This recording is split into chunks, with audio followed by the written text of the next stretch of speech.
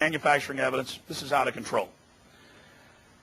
I've interviewed FBI agent Tyrone Powers, who talked about how they would frame people, the different criminal things that they would do. Tulia, Texas, 56 black people, no criminal record, no drug paraphernalia, no nothing. On the word of one corrupt cop, gave them all 20 to 90 years in prison. Now you think about that.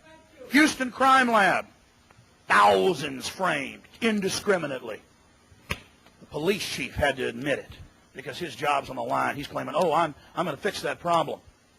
It's equivalent of Hermann Goering, promising to stop what Hitler was up to.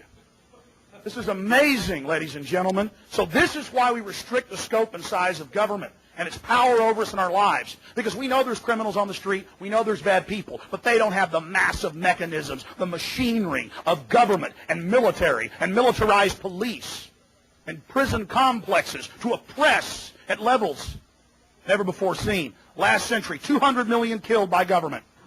200 million killed. Millions of American Indians, Native Americans killed in this country. So don't tell me we shouldn't have a concern when the most draconian legislation in the history of the world, dwarfing Byzantine Spain and France, is rolled out against the people.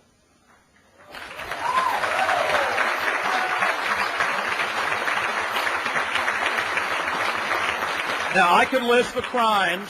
I could list the crimes of the FBI, the Defense Department, state police, local police, all day long. My point is, history shows us that we must watch and we must control and we must limit powerful men because power corrupts and absolute power corrupts absolutely. And I challenge members of this distinguished body to be part of history, to not abstain, to get out on the field in your life, and you'll truly be alive, to not sell out to this corrupt system.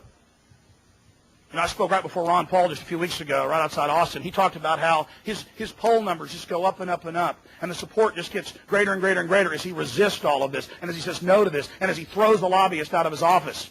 The truth is, when the whole world's sold out, you guys are going to get more power out of not going with the system. This thing is in terminal velocity. This thing is falling down around itself. The corruption, the comprehensive annual financial reports, the scams. Now, got about 9 minutes left. I'm going to try to go through these points because they're all very, very important.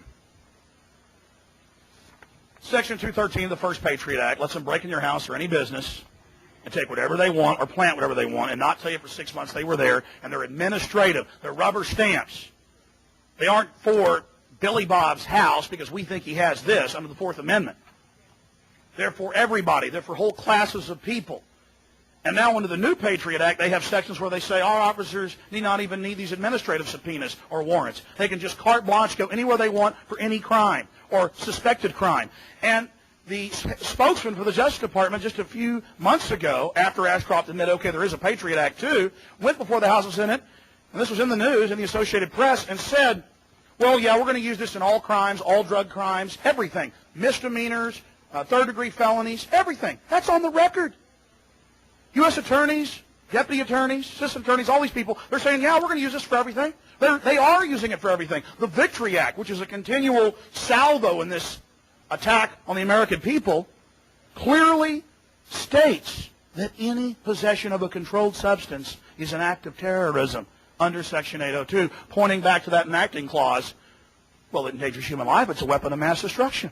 They've actually got articles in the news about, oh yeah, they're charging people with weapons of mass destruction because they had marijuana.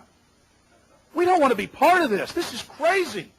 People disappearing in the middle of the night. I mean, what did Alexander Solzhenitsyn say in Gulag Archipelago? Oh, how we burned in the camps. Later, wishing that when the secret police went out at night to come to our doors, we would have met them downstairs with pokers and axes and daggers.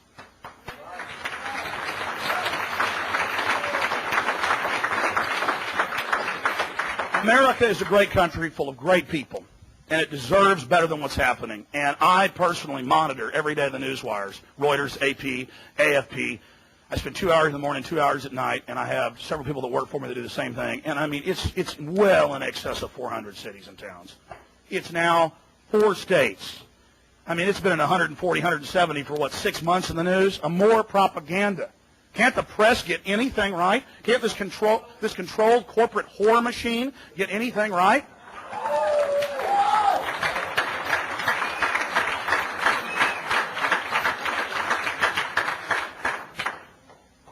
Now, 10th Amendment, very important subject. During abolition, that started in around 1810 or so, there were cities, there were towns, there were states that were free. And they said no to the federal government in the North and the government in the South, and they were safe havens for human beings that didn't want to be in bondage and have the courage to flee and risk their lives. It is so American for local governments to stand up to the tyranny of evil men and say no. That is our place, that is our job. And these arguments are baseless, and they are the arguments of liars and tyrants and sycophants that beg at the hand of this global cess system. So again, be part of history. Be part of history and stand up and do something right and don't abstain. Vote for the Bill of Rights and the Constitution. That shows us how far we've gone, how far we've slid down into the abyss, into the night, into the darkness, that it's a radical thing for conservative and liberal cities. Conservative states like Alaska, liberal states like Hawaii. It's radical for them to come out and say, you can't secretly arrest people, you got to have warrants to bust in houses. It goes on and on. There's this argument, well, our police officers get in trouble not following orders, not doing what the feds tell them. The feds, my friends, don't tell the sheriff and the city and the police chief what to do. And that's not debatable. They can try, but it's a fraud.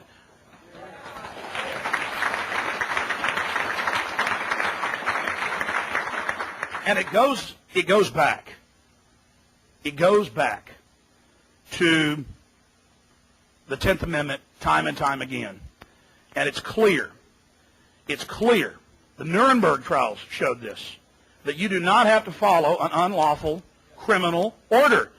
Blow that person's head off and stick him in an oven. No, you don't have to. Torture these Vietnamese women to get answers from them. No, I'm not going to do it. Take this smallpox inoculation. We said so, police officer. 99+% have said no. They're starting to get wise. You can't stop people getting wise. It's happening all over the place. The tyranny's too great.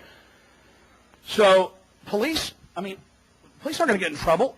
But the problem is, the reason they are getting in trouble, and then the feds come in and federalize cities in the name of stopping a problem that they cause, violation of civil liberties and our God-given rights that are enshrined in the first 10 amendments to the Constitution. If the police just knew the Constitution, and they taught the Bill of Rights again, and that's why I like this resolution, it talks about that, celebrating a Bill of Rights culture, knowing what our liberties and freedoms are, having workshops for city employees and police, and having a trust again in the community. That's what we need, and that's all we're asking you to do, is to do something right, stand up for humanity. Now, there's a lot of talk about democracy here this evening. And it's very important to understand that we're a country that has a rule of law. And in a democracy, a pure democracy, when the Greeks would tally up the stones, they'd say, okay, we're going to kill this guy because we don't like what he's been saying. The majority says so. And they'd go throw him off a cliff. And a lot of the great philosophers. It's 2 wolves and a sheep voting on what's for dinner.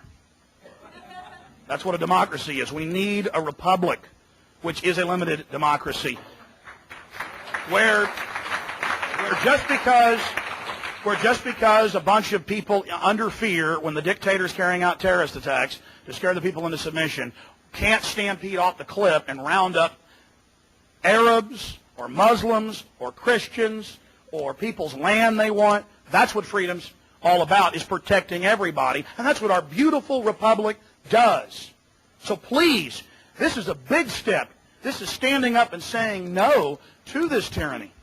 This is not just some frivolous resolution that does nothing. This is historical. People all over the country coming together and rediscovering their liberties and freedoms and interfacing with their local government and saying, hey, be part of this solution.